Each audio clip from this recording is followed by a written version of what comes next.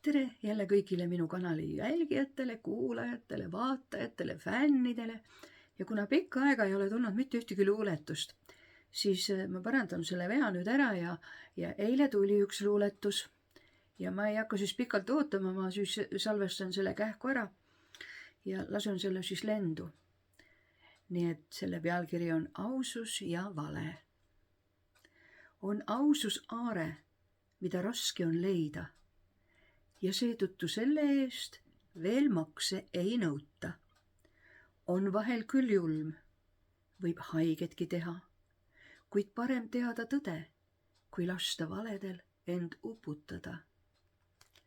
Valed, need on odavad ja ilusad, mis igal nurgal sulle silmi pilgutab. Sa usud neid ja satud lõksu ning valed aina koovad sinu ümber võrku.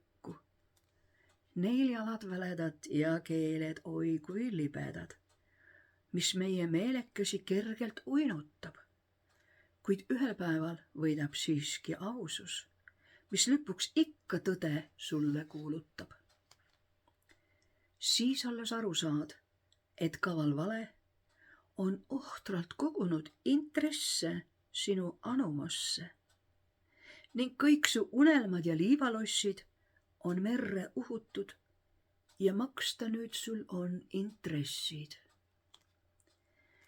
Neid maksta tuleb vahel oi kui kaua ning mõned murdunud ja sattunud hauda.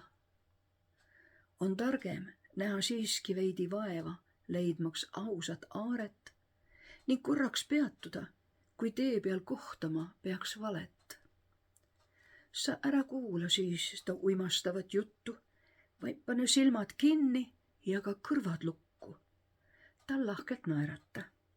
Teed anna ja tal minna lase ning jätka oma teed, küll lõpuks ikka ausus sulle vastu tuleb.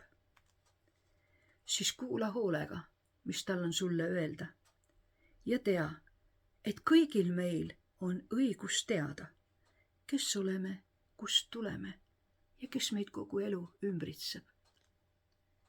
Kui saadki haiget, kuuldes lõpuks tõde, siis tea, see siiski parem on, kui salakaval vale.